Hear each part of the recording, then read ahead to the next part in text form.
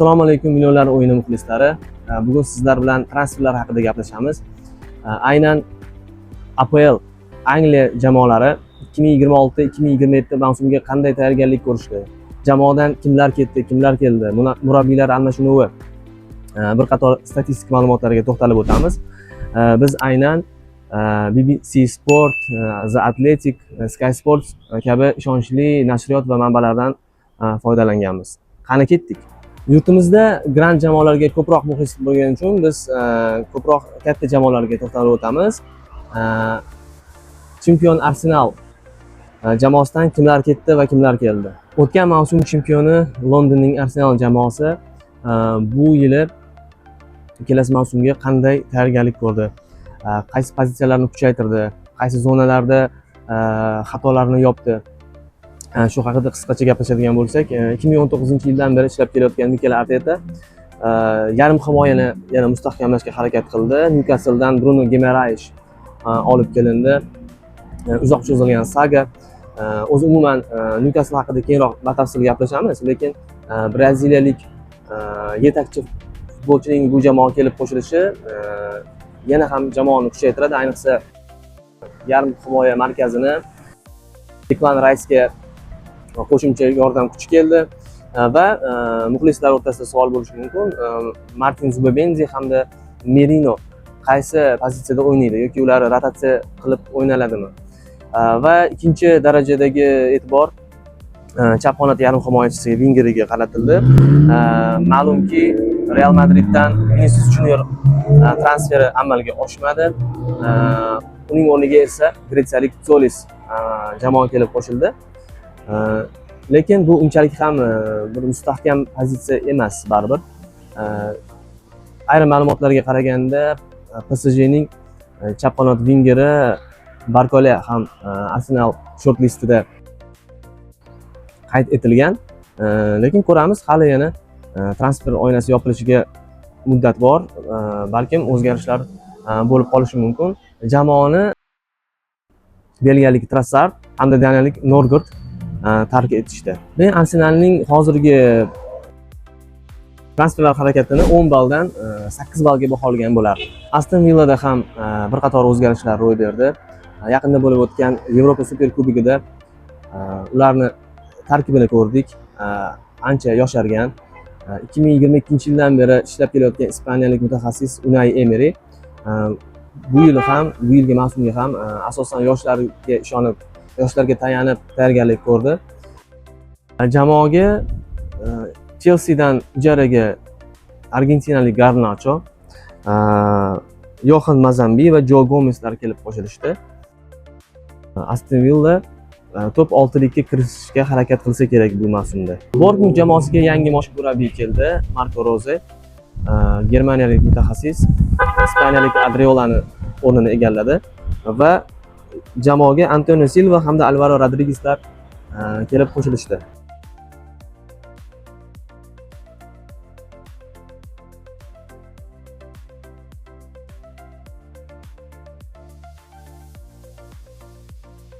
Londonning yana bir jamoasi Chelsea bu yilgi mavsumga alohida tayyorgarlik ko'rishni boshlagan. Bosh murabbiy ispaniyalik Xabi Alonso o'ziga ma'qul bo'lgan, o'ziga taktik sxemasiga to'g'ri keladigan o'yinchilarni olib kelishni boshladi. Hozir o'yinchilar tarkibini aytib o'tadigan bo'lsam, dahshatli transfer bu Morgan Rogers bo'ldi. Angliyalik yosh iste'dod egasi ancha katta umidlar bilan jamoaga olib kelindi. Bundan tashqari Crystal Palace'dan Maxence Lacroix, Portugaliyadan Giovanni Kenda, Italiyadan Marco Palestra, Ispaniyadan Pep Chavarria jamoaga kelib qo'shildi. Albatta tarkib o'zi shundoq ham yoshlardan iborat edi. Yana ham yoshlantirishga harakat qilmoqda ispaniyalik mutaxassis nazarimda. Bundan tashqari Chelsea tarkibiga tajribali, yoshi katta futbolistlar kelib qo'shildi. Ayniqsa tajriba APLda orttirilgan bu angliyalik Johnny Henderson hamda Danny Welbeck. Ular ikkalasi ham erkin agent sifatida jamoaga kelib qo'shilishdi. Jamoadan tark etgan eng katta yo'qotishlardan bu Cucurella bo'ldi. Real Madrid tarkibiga ketdi va Manchester United Andre Santosni 50 million funt sterlingga sotib oldi. Bundan tashqari Liam Delap, Nicholas Jackson, Pedro Neto ular transferga qo'yilgan.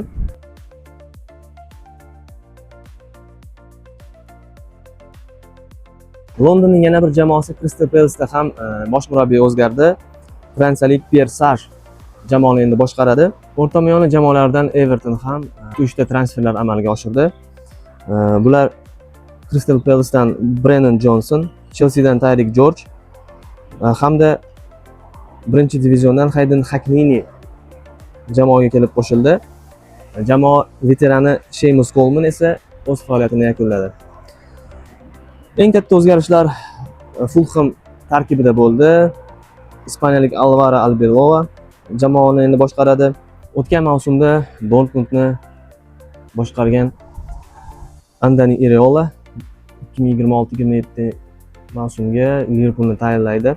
Jamoadan ketgan futbolchilar bu Muhammad Salah hamda Andrew Robertson, ikkalasi ham jamoaning anchadan beri o'ynab kelayotgan o'yinchilari, tajribali, jamoa suyangan o'yinchilardan edi, lekin ikkalasini ham shartnomasi tugagach, ularni uzaytirishmadi va erkin agent sifatida biri Turkiya chempionatiga Trabzonsporga, ikkinchisi esa Londonning Tottenham jamoasiga o'tib ketishdi.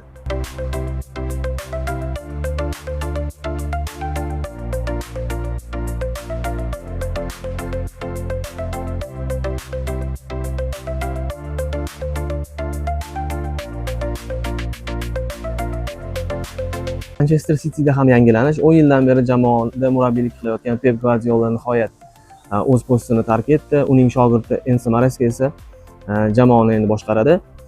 Transferlar olamida ular juda qimmat natijalardan birini qayd etishdi. Elliot Anderson rekord summaga 116 million funt sterlingga jamoaga kelib qo'shildi. Akanji Stones kabi futbolchilar esa jamoani tark etishdi. Bu mavsumda Manchester Unitedda Michael Carrick faoliyatini davom ettiradigan bo'ldi. Transferlarda ular o'rtacha aktivlikda. Mening fikrimcha, Manchester United himoya chizig'ini mustahkamlash kerak.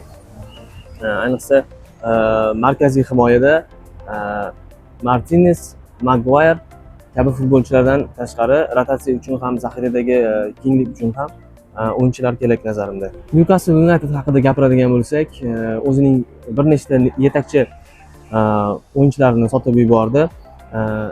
Aytib o'tish kerakki, ularning futbol olamidagi siyosati o'zgargan ko'rinadi.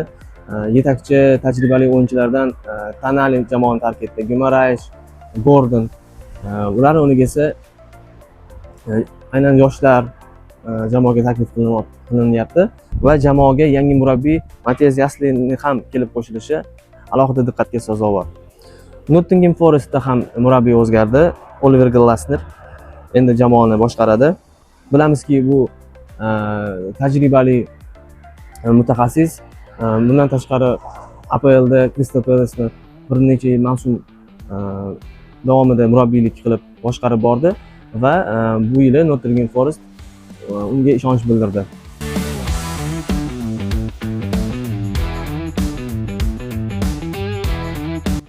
Tottenham haqida alohida to'xtalib o'tmoqchiman, chunki ular bu mavsumda juda ham katta tayyorgarlik bilan kirib borishmoqda. O'tgan yili zo'r-bazo'r APLda qolgan jamoa ayniqsa shunday harakatlar qilishi ko'p ekspertlar tomonidan kutilgan edi. Shaxsan menga ham qiziq edi. Yangi bosh murabbiy De Zerbi qanday faoliyat yuritadi, qanday harakat qiladi, jamoaga kimlarni olib keladi. Asosan yuqori pressing va qarshi hujumlardan, taktik sxemalardan foydalangan murabbiy. Bu transfer oynasida juda ham aktiv. O'ylaymanki, uning ham fikr mulohazalari jamoa rahbarlari tomonidan inobatga olinmoqda. Chunki mana qarang, tarkibga kimlar kelib qo'shildi. Orzular jamoasi ham bo'lishi mumkin, kimlar uchundir. Newcastledan Sandro Tonali, West Hamdan Mateus Fernandes, Liverpooldan Andy Robertson, Brightondan Jan-Paul Van Hecke, Dortmunddan Marcus Senesi hamda ijaraga kelgan Luka Vushkovich to'liq sotib olindi. Albatta tarkib ancha mustahkamlandi, ancha tajribali yetakchi futbolchilar bilan to'ldi.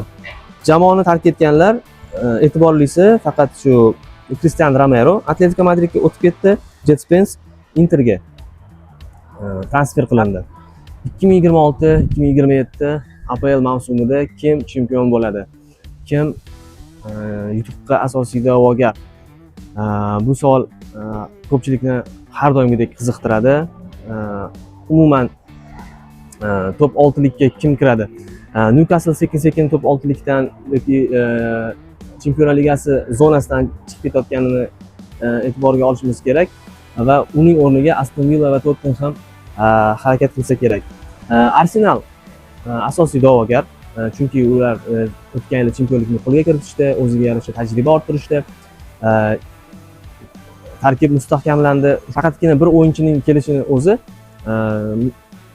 tarkibni ancha mustahkamladi deb o'ylayman. Chunki juda ham muhim transfer bo'ldi.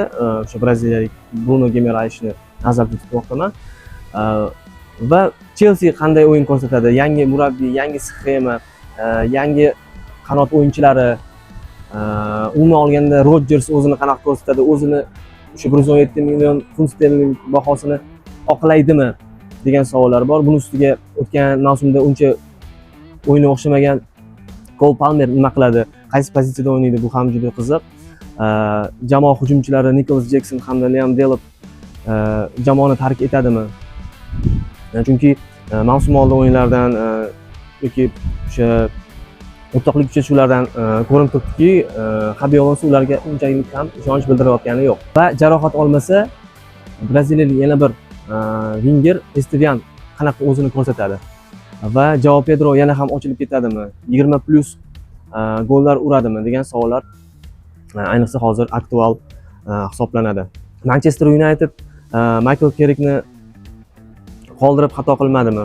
Albatta unga ishonch bildirishgan. Shu jamoadan chiqqan, o'ynagan, sardor bo'lgan transferlarga unga pul ajratishdi, lekin unaqa top transferlar amalga oshmadi nazarimda va Manchester Cityda ham Enzo Maresca nimalarni o'zgartiradi? Menimcha Pep Guardiolani izidan ketadi.